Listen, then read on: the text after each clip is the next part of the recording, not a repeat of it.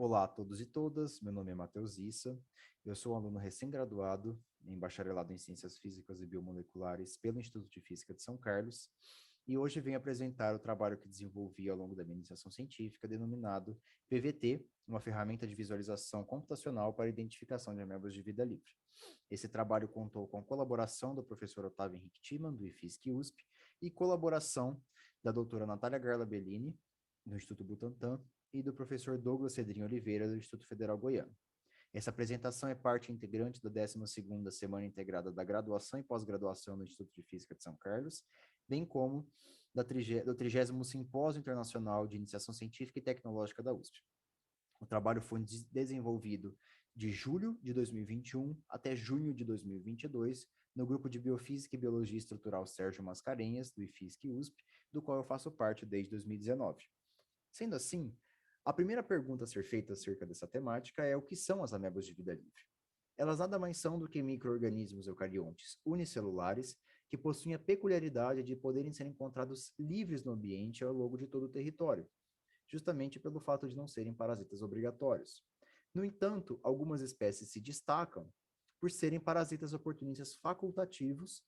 e causarem infecções bastante letais e patogênicas no sistema nervoso central,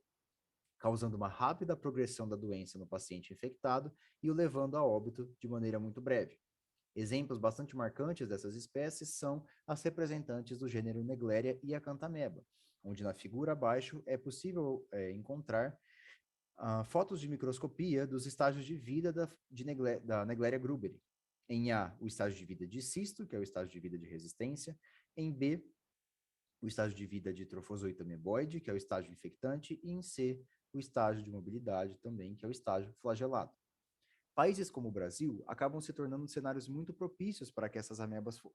sejam encontradas, visto que elas são facilmente achadas em cursos de água doce e o Brasil possui grandes reservatórios de água doce dispersos ao longo de todo o território. Dessa forma, a presença significativa dessas amebas aumenta o potencial de ocorrências de emergência de saúde pública. Essa informação é corroborada, primeiro, pela escassez bastante importante de estudos de amebas de vida livre no Brasil, e, em segundo lugar, que é a principal motivação do projeto, que é o fato dos estudos morfológicos de amebas de vida livre até os dias de hoje serem feitos de uma maneira não otimizada. O pesquisador deve observar as informações morfológicas das espécies a partir de lâminas, né, a partir de culturas de amebas, culturas biológicas, e com essas informações ele deve recorrer ao guia de classificação PAGE e consultar manualmente o que ele observa por microscopia. Então, essa falta de otimização acaba também induzindo a elaboração de algo que seja mais otimizado e principalmente inovador, já que nada disso foi visto na literatura antes. Dessa forma, o principal objetivo do projeto foi construir um banco de dados com todas as informações das espécies e características contidas no guia de classificação PAGE e, uma vez obtido o banco de dados, implementar uma ferramenta computacional de visualização, denominada Pages Visualization Tool, PVT, com o principal intuito de suprir essa ineficácia da análise morfológica até os dias de hoje e aperfeiçoar os estudos morfológicos das amebas de vida livre.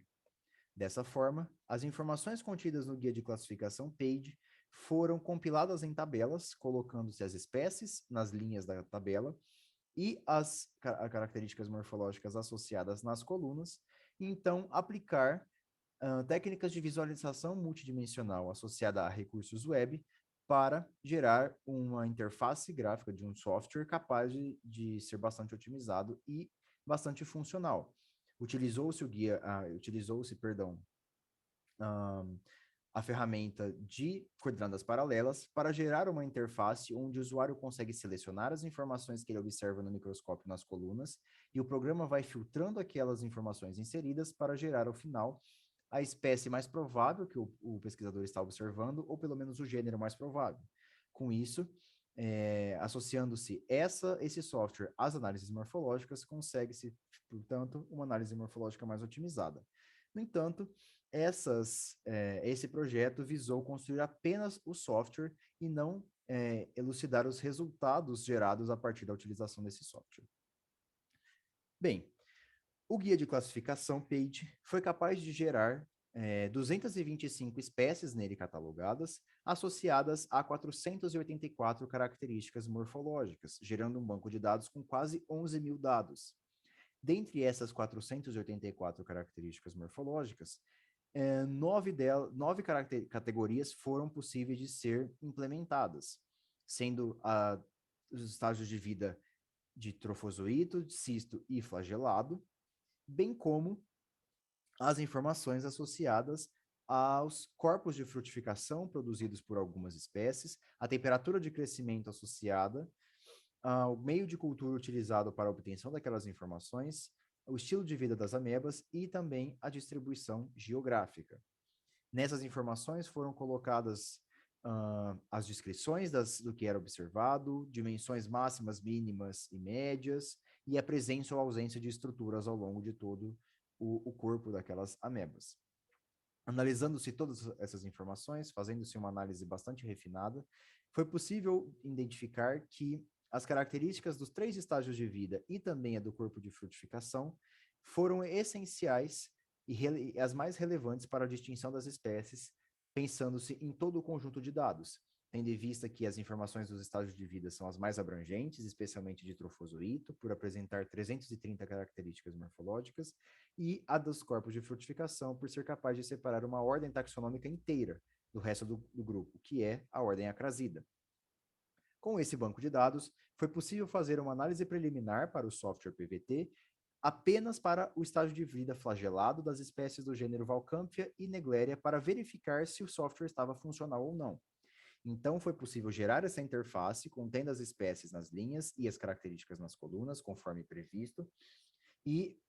de maneira bastante otimizada, em que o usuário consegue manipular o software e consegue adicionar as informações e ir filtrando o que ele está observando. Aqui foi adicionada uma coluna para o gênero para facilitar a visualização a partir de um esquema de cores associados a cada um dos gêneros. Além desse mecanismo, desse recurso, foi também adicionado o próprio banco de dados logo abaixo da interface gráfica, uma vez que o software visa ser uma plataforma de mão dupla, né? O usuário consegue adicionar as informações contidas na microscopia que ele está realizando e, ao fim, chegar na espécie mais provável, ou pelo menos o gênero mais provável que ele está estudando. E uma vez obtido o software, ele consegue retornar do banco, perdão, uma vez obtida a espécie, ele consegue retornar no banco de dados e observar todas as informações já descritas para aquela espécie. Então, verificar se existem características que ele não